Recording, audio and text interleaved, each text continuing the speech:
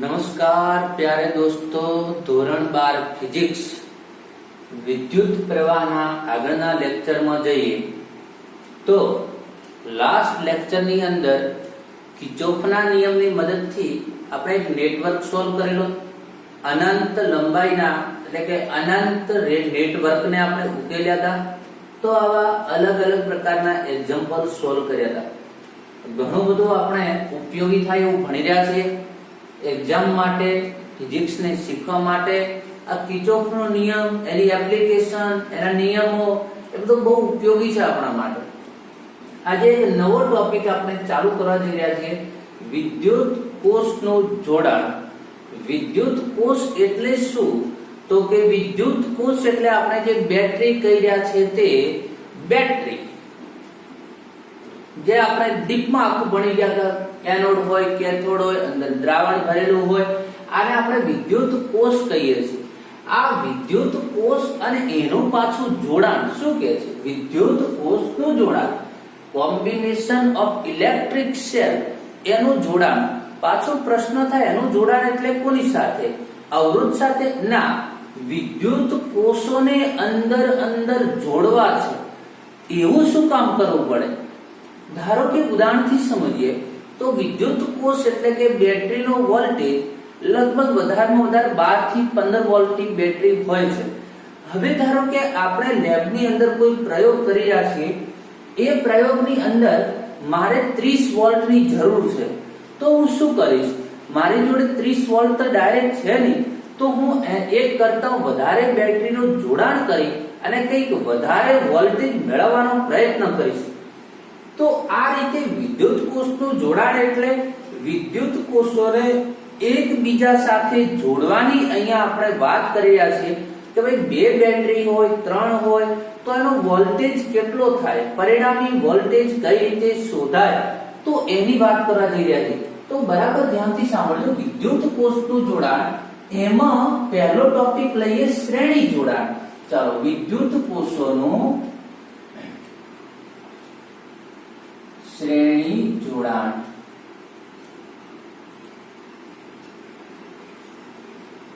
શ્રેણી જોડાણ. ઓકે, ચાલો, શ્રેણી જોડાણ. શ્રેણી એટલે તમે સમજી શકો છો, એકબીજામાંથી પ્રવાહ, એકમાંથી બીજામાં પ્રવાહ જાય ભાગ પડ્યા વગર એને શ્રેણી કહેવાય. જેવી રીતે અવરોધોમાં વાત થઈ એ રીતે.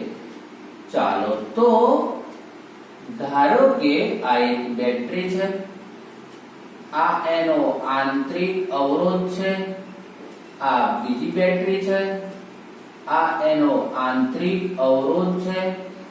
આ બે બેટરીને ધારો કે એક બહારના અવરોધ સાથે જોડી દેવામાં આવે છે.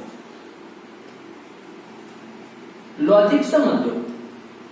એપ્સિલોન 1 એપ્સિલોન 2 R1 R2 અને આ કેપિટલ R. ચાલો, હવે એનું સર્કિટનું લોજિક શું કહે છે? એક એપ્સિલોન 1 વોલ્ટની બેટરી, ધારો કે આ કેપિટલ R ને, આ અવરોધને મેં એપ્સિલોન 1 વોલ્ટની બેટરી જોડી હોત તો સ્વાભાવિક છે ને એપ્સિલોન 1 વોલ્ટ મળવાનો હતો આ પદાર્થમાં. પણ મેં એપ્સિલોન 1 અને એપ્સિલોન 2 વોલ્ટની બેટરી જોડી, તો હવે આ અવરોધ જે છે એને પરિણામી વોલ્ટેજ કેટલો મળે એ આપણે નક્કી કરવો છે. તો અહીંયા આપણે નક્કી કરવા જઈ રહ્યા છીએ સર્કિટ. આ બે બેટરી જોડ્યા પછી પરિણામી વોલ્ટેજ કેટલો મળે એની વાત કરવી છે. આ બે શું છે? બેટરીના આંતરિક અવરોધો છે, આ બાહ્ય અવરોધ છે. બેટરીના ધનથી ઋણ તરફ પ્રવાહ વહે છે, તો આવી રીતે આપણો પ્રવાહ વહી રહ્યો છે. આ સર્કિટનું નામકરણ કરી દો A B C D. Okay, ચાલો, હવે અહીંયા બે બેટરીનો પરિણામી વોલ્ટેજ કેટલો છે નક્કી કરવા માટે એક લોજિકથી સમજો. બુક કરતા થોડું આપણે હટકે ભણવાના છીએ ભાઈ, તો ધ્યાનથી સાંભળો. અંતે એ જ છે, મેથડ એ જ છે, પણ એમનો જે કહેવાનો મીનિંગ છે એ થોડું આપણને આમ ગોળ ગોળ ફેરવીને વાતો કરે છે. આપણે સીધી પોઈન્ટ ટુ પોઈન્ટ વાત કરીશું. ધ્યાનથી સાંભળો. અહીંયા મારે વોલ્ટેજ કેટલો છે, પરિણામી આ અવરોધને વોલ્ટેજ કેટલો મળ્યો, બે બેટરી ભેગી થઈ તો એ પરિણામી જો હું વોલ્ટેજ શોધી નાખું તો એ બે બેટરીનો વોલ્ટેજ થયો કે નહીં, અને બે બેટરીનો વોલ્ટેજ થયો તો એને આપણે શું કહીશું, બેટરીના જોડાણના કારણે બનેલો વોલ્ટેજ તો આપણને મળી જશે. હવે આ રીતે ધારો કે ધ્યાનથી સાંભળજો, પ્રવાહ હોય, હવે એ વાત મેં પૂરી કરી, હવે ધ્યાનથી સાંભળજો. પ્રવાહ બરાબર શું થાય તમને ખબર છે, V/R, V બરાબર IR, પ્રવાહ બરાબર V/R. તો પ્રવાહનું સૂત્ર આપણે વારંવાર એવું બોલતા હતા, પ્રવાહ એટલે કુલ વોલ્ટેજ ભાગ્યા કુલ અવરોધ, કુલ વોલ્ટેજ ભાગ્યા કુલ અવરોધ. તો પ્રવાહના સૂત્રમાં અંશમાં આવે એ વોલ્ટેજ હોય એટલે કે EMF હોય, અને છેદમાં આવે એ અવરોધ હોય. કારણ કે છેદમાં જે પ્રવાહ ઘટાડવાનું કામ કરે એટલે અવરોધનું કામ કરવાનું, અંશમાં હોય તો એ પ્રવાહ વધારાનું કામ કરે, અને પ્રવાહ વધારાનું કામ કરે એને વોલ્ટેજ કહેવાય. ધારો કે એમ કહું કે પ્રવાહ I x/y, તો x શું દે, તો x વોલ્ટેજ છે, y શું દે, y અવરોધ હશે. ખબર પડી કે નહીં? પ્રવાહના સૂત્રમાં અંશમાં આવે એ વોલ્ટેજ, છેદમાં આવે તે અવરોધ. ઓકે, ચાલો આ એક કોન્સેપ્ટ બરાબર ક્લિયર રાખજો. તો હવે મારે કોઈ પણ પરિપથમાં કુલ વોલ્ટેજ કેટલો છે એ વોલ્ટેજ મારે નક્કી કરવો હોય મિત્રો, તો હું શું કરું, કુલ અવરોધ અને કુલ વોલ્ટેજ, તો એ પરિપથમાં વહેતો પ્રવાહ શોધી લઉં. જોજો મિત્રો, ગોખવાનું નહીં, હું ગોખીને કેટલું યાદ રાખી શકો. અમને કોઈ તમે એની ટાઈમ કોઈ ક્વેશ્ચન પૂછતા હો છો ઓફલાઈન જ્યારે ભણતા હોય તો મેં તરત તમને કહી દેતા હોઈએ કે યાદ કેટલું રાખી શકીએ. કોન્સેપ્ટ સમજાઈ જશે તો નહીં ભૂલાય, અને કોઈ પણ એક્ઝામ્પલ છે કંઈ પણ હશે તો તમે એને સોલ્વ કરી શકશો. મારે અહીંયા એટલે થિયરી પણ ગોખવી નહીં. મેં કહી દીધું પ્રવાહમાં અંશમાં મળે તે વોલ્ટેજ, છેદમાં મળે તે અવરોધ. તો આ પરિપથમાં હું પ્રવાહ શોધી લઉં, તો પ્રવાહ શોધી લઉં તો મારું કામ થઈ જશે. તો પ્રવાહ કઈ રીતે શોધવો? હવે ભાઈ આવા પરિપથોમાં પ્રવાહ, અવરોધ, કોઈ બિંદુનો વોલ્ટેજ, વિદ્યુત સ્થિતિમાનનો તફાવત કઈ રીતે નક્કી કરતા હતા? કિર્ચોફના નિયમની મદદથી. ચાલો લૂપ લઈ લો, કોઈ પણ બિંદુ આગળ લૂપ લઈ લો, A B C D, એ માર્ગે લૂપ લઈ લઈએ. ઓકે, ચાલો તો અહીં A B C D માર્ગે લૂપ લેતા તો શું આવશે? VA. એ આગળનો કોઈ વોલ્ટેજ ખબર નથી પણ એ VA તો હોય, માઈનસ પ્રવાહ કેટલો છે, ધારો કે I છે, બધું શ્રેણીમાં છે, કોઈ જગ્યાએ પ્રવાહના ભાગ પડવાના નથી. VA આયો અવરોધ ક્યાં જઈએ? પ્રવાહની દિશામાં. IR પાછો આયો અવરોધ ક્યાં જઈએ? પ્રવાહની દિશામાં. IR2 ઋણથી ધન પ્લસ એપ્સિલોન માઈનસ IR1 ઋણથી ધન એપ્સિલોન 1 બરાબર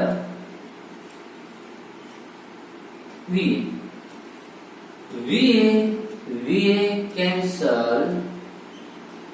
તો શું આવશે? IR, IR2, IR1 આ બધા જ માઈનસ છે, તો પેલી બાજુ જઈને શું થઈ જશે? પ્લસ. આ VA કેન્સલ થઈ ગયો. માઈનસ મારે શું શોધવો છે? I મેં પહેલા કહી દીધું. II વાળા પદોને હું પેલી બાજુ મૂકું તો એક તો પ્લસ થઈ જવાના છે, અને એનામાંથી હું માઈનસ એટલે I ને શું કાઢી લઉં? કોમન. સમજાય કે શું વાત કરવા માંગુ? તો અહીંયા શું વધ્યો? R, અહીંયા શું વધ્યો? R2, અહીંયા શું વધ્યો? R1. આ બાજુ શું રહી ગયા? Epsilon 1 plus epsilon 2. ભાઈ આવું તો સાદું હવે તમને આવડવું જોઈએ. આપણે 12 સાયન્સમાં ભણેલા છીએ, એટલે હવે માઈનસ પ્લસ કેમ થયું આ તો એની વધારે ચર્ચા કરીએ તો એ કઈ ડીપમાં ભણ્યા ના કહેવાય. એ તો પછી આપણે ખાલી ટાઈમ પાસ કર્યો કહેવાય. ડીપમાં ભણવું અને સાદું રૂપ શીખવું એ વસ્તુ તો અલગ છે.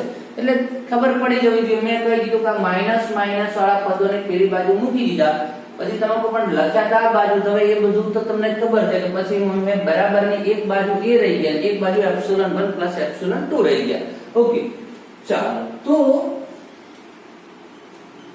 આપણે I ને કરતા બનાવો તો બસ તો થઈ ગયો ને I બરાબર epsilon 1 plus epsilon 2 upon R plus R1 plus R2 લો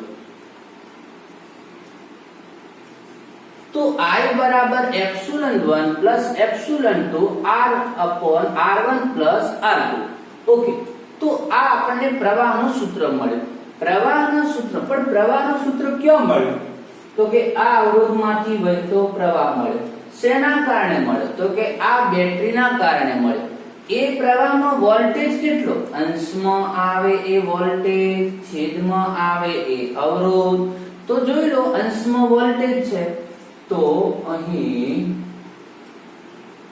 સમીકરણ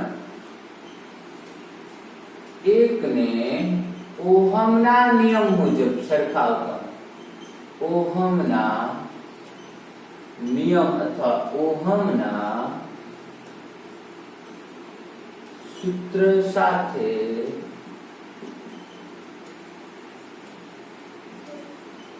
સરખાવતા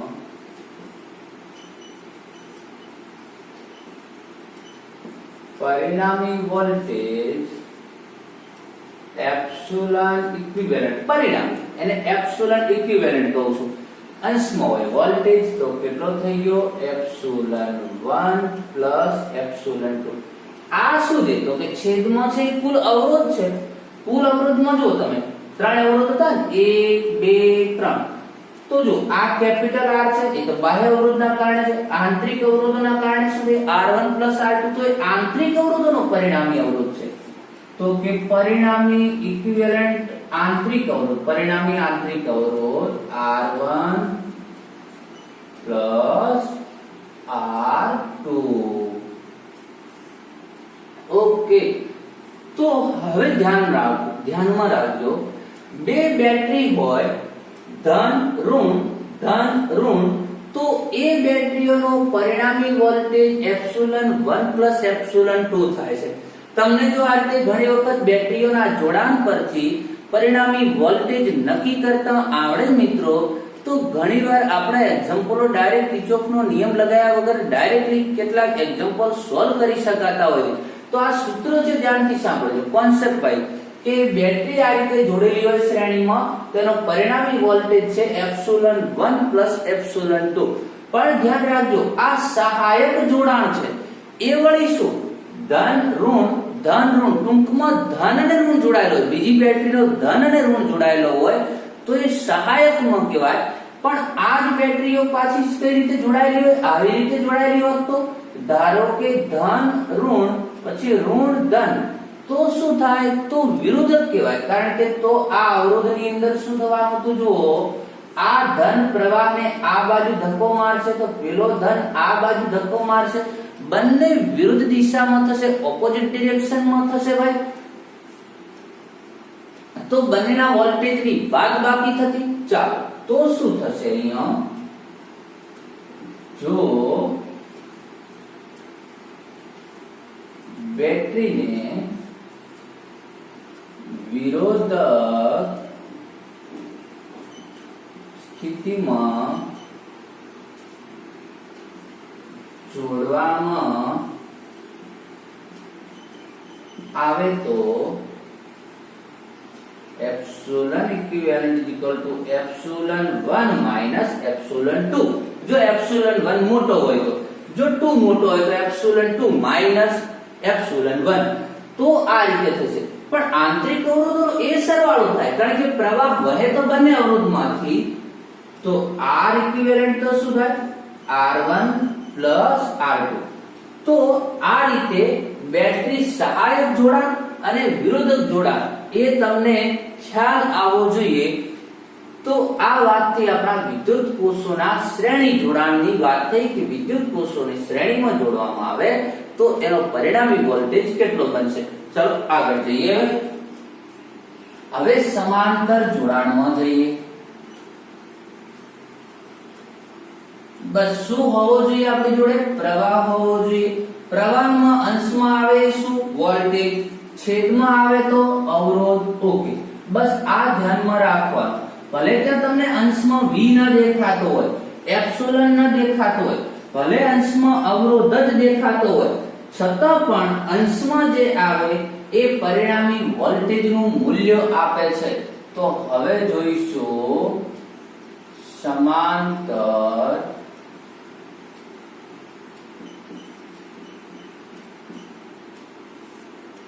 ચાલો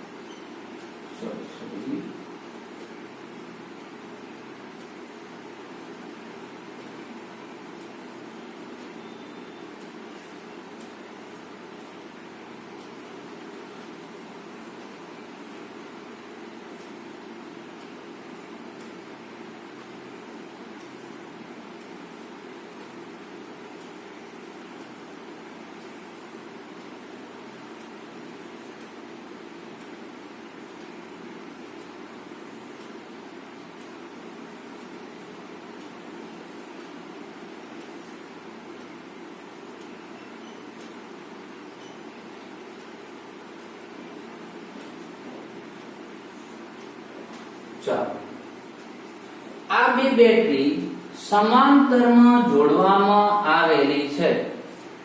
ઓકે, હવે આ એપ્સિલોન 1 વોલ્ટ, આ એપ્સિલોન 2 વોલ્ટ, આ બંને બેટરી સમાંતરમાં જોડી અને બહારના અવરોધ સાથે જોડી દે.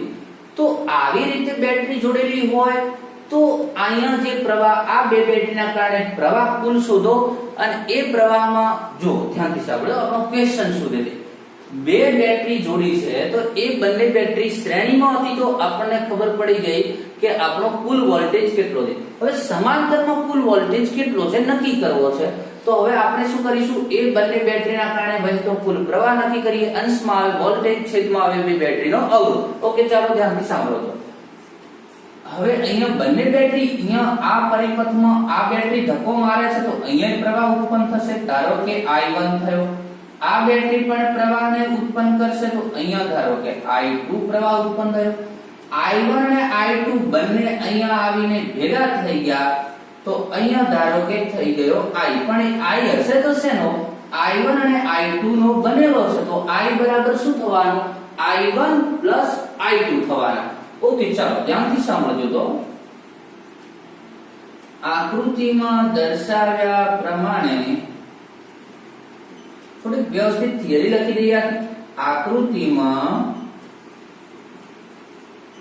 દર્શાવ્યા પ્રમાણે એપ્સિલોન અને એપ્સિલોન 2 EMF તેમજ R1 અને R2 આંતરિક અવરોધ વાળા બે વિદ્યુત કોષ R સાથે જોડવામાં આવેલ છે. ચાલો ખબર પડી કે ના ભાઈ? હવે જોજો, આનું નામકરણ કરી દઈએ. ધારો કે A B C D, પછી એક માર્ગ ઉપર એપ્સિલોન 1 વાળો, એક માર્ગ એપ્સિલોન 2 વાળો. ઓકે, ચાલો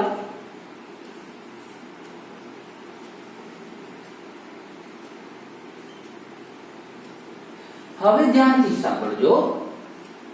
હવે આપણે કુલ પ્રવાહ નક્કી કરવો છે તો અહીંયા એક વસ્તુ તો સ્પષ્ટ છે. અહીં કુલ પ્રવાહ I is equal to I1 plus I2. કુલ પ્રવાહ I1 plus I2.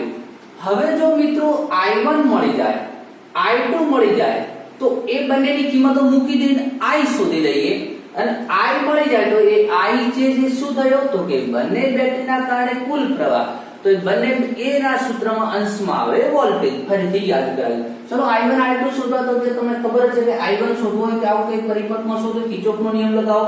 તો પહેલા A B C D epsilon 1 A આ માર્ગે હું લૂપ લઉં છું. તો A B C D epsilon 1 A માર્ગે લૂપ લેતા શું આવશે ભાઈ? ચાલો તો અહીંયા આવશે VA માઈનસ પ્રવાહ, અવરોધ આયો, પ્રવાહની દિશામાં જઈએ IR, અવરોધ આયો, પ્રવાહની દિશામાં જઈએ I1. હવે I1 થઈ ગયો, અહીંયા I હતો, અહીંયા આયા તો I1 છે, જે હોય તે લેવો પડે. I1 R1 બેટરીના ઋણથી ધન જઈએ છીએ એપ્સિલોન 1 બરાબર VA. ચાલો VA શું થઈ ગયો? કેન્સલ. તો અહીંયા જો શું મળે છે ભાઈ? IR અને I1 R1 એ પેલી બાજુ જઈને શું થઈ જશે?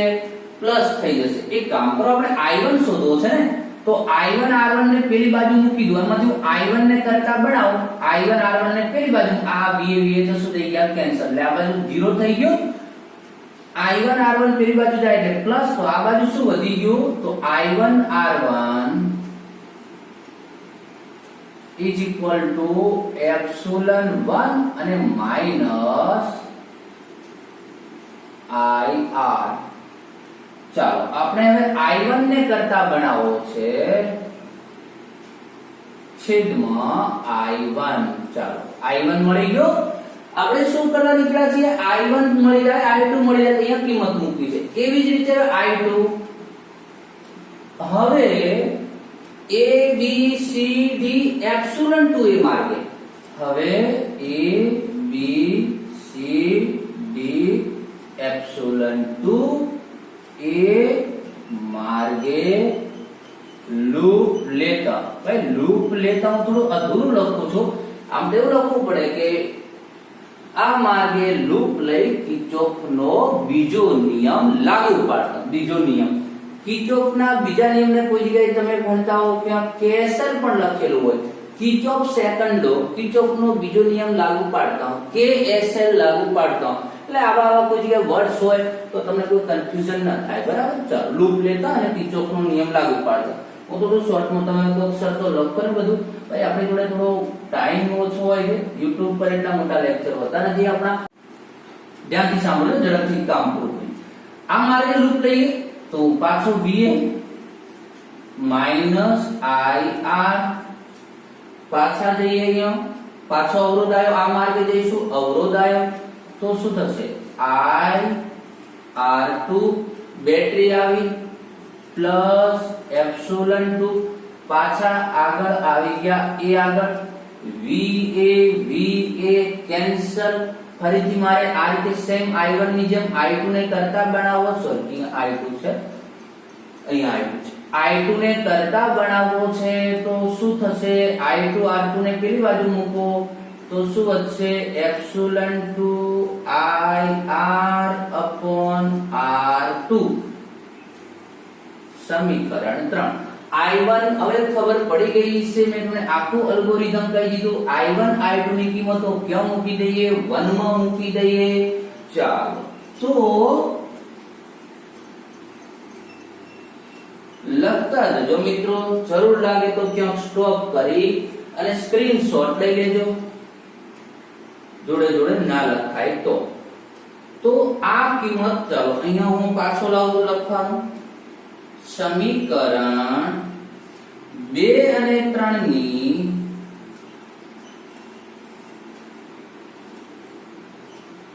કિંમત સમીકરણ 1 માં મૂકતા તો શું થઈ જશે?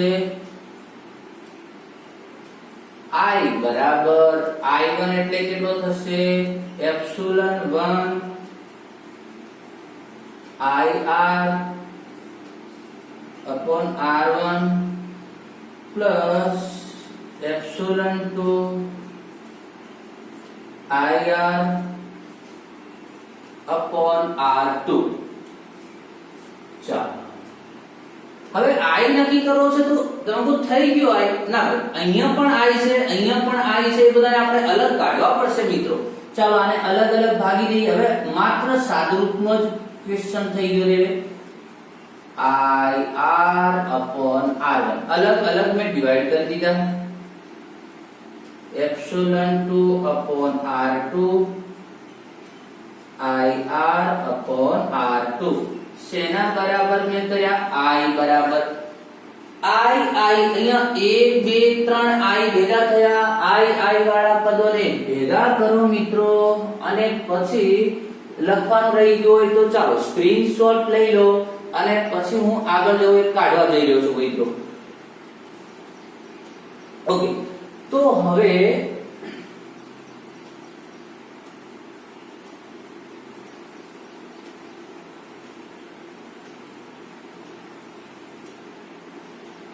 ચાલો તો શું થશે અહીંયા I વાળા ટર્મ્સ ભેગા કરો તો I તો હતો જ IR by R1 तो प्लस IR by R1 પેલી બાજુ જઈને પ્લસ IR by R2 આ બાજુ શું વધ્યો epsilon 1 upon R1 minus plus epsilon 2 by R2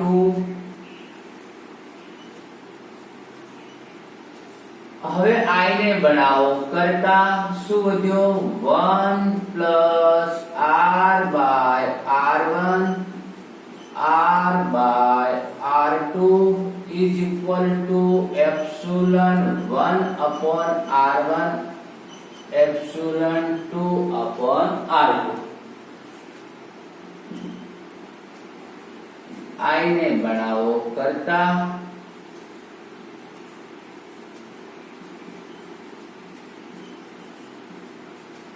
ચાલો આ પદ આવશે પેલી બાજુ છેદમાં 1 plus R by R1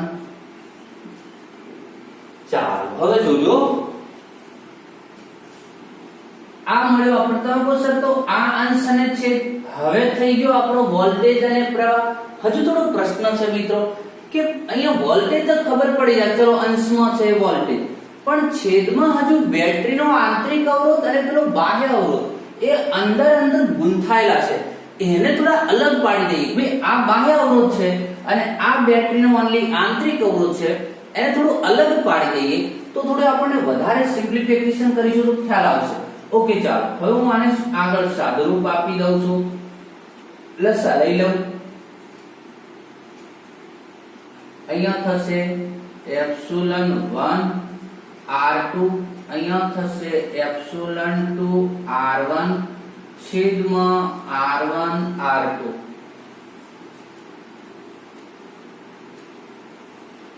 ચાલો અહીંયા હવે લસા લઈ લો R1 R2 તો અહીંયા થશે R R2 અહીંયા થશે R R1 upon R1 R2 R1 R2 શું થઈ ગયા કેન્સલ. તો ભાઈ ખ્યાલ ના આવતો તો જુઓ અહીંયા મેં લસા લીધો epsilon 1 into R2 epsilon 2 into R1 લસા લઈ લીધો તો epsilon 1 R2 epsilon 2 R1 R1 R2 છેદમાં મૂકી તા લસા લીધો પછી અહીંયા લો R1 R2 લસા આવ્યો એ 1 સાથે ગુણાયો તો R1 R2 અહીંયા ગુણાયો R2 એટલે R R2 અહીંયા ગુણાય R1 R R1 R1 R2 લસા તો છેદમાં હવે લસા લીધો છે ટૂંકમાં અમે. ઓકે આ બંને શું થઈ ગયા કેન્સલ. હવે શું વધ્યું I બરાબર શું વધ્યું ભાઈ એપ્સિલન 1 R2 એપ્સિલન 2 R1 છેદમાં જુઓ R1 R2 એક કામ કરો આ બંનેમાંથી મારે R અલગ પાડવો છે મેં એવું કહ્યું આ કેપિટલ R ને કોમન કાઢી દો તો શું થશે R2 R1 R હજુ આની સાથેથી છૂટો નથી પડ્યો હવે તમે ધ્યાનથી જુઓ આ R ને હજુ મારે છૂટો પાડો તો એની જોડેથી શું હટાવવો પડે R2 R1 તો અંશ અને છેદને R2 R1 વડે ભાગી દો અંશ અને છેદને R2 R1 વડે ભાગી દો તો લખી દીજો ત્યાં વાક્ય R1 R2 વડે ભાગતા તો શું થશે epsilon 1 R2 epsilon 2 R1 upon R1 R2 છેદમાં અહીંયા શું આવશે ભાગી દઈએ તો આના છેદમાં આવશે અને આના છેદમાં આવશે તો R1 R2 R1 R2 અહીંથી નીકળી ગયો R હવે જોઈ લો તમે આ મળ્યું આપણને પ્રવાહનું સૂત્ર તો પ્રવાહના સૂત્રમાં આ ભાગ આવ્યો છે અંશમાં તો આ થયો આપણો કુલ વોલ્ટેજ આ છે બેટરી આ આંતરિક અવરોધોનું પદ છે તો આ છે પરિણામી આંતરિક અવરોધ આ છે આપણો બાહ્ય અવરોધ ચાલો આટલા સુધી થિયરી તમે મિત્રો તૈયાર કરી દેજો થિયરી ક્યારેક એક્ઝામમાં પૂછાઈ શકે એવી છે તો હજુ આમાં આપણે થોડી ચર્ચા કરવાની છે તો અત્યાર સુધી હું પ્રવાહના સૂત્ર સુધી રાખું છું કે આ મને પ્રવાહનું સૂત્ર મળી ગયું છે આગળ નેક્સ્ટ લેક્ચર ની અંદર આપણે હજુ આનું પરિણામી વોલ્ટેજનું સૂત્ર લખીશું પરિણામી અવરોધનું સૂત્ર લખીશું પછી આવી ગણિતીય બેટરીઓ હોય તો શું કરીશું એની ચર્ચા નેક્સ્ટ લેક્ચરમાં કરીશું તો આજે આટલા સુધી રાખીએ મિત્રો મળીએ નેક્સ્ટ લેક્ચરમાં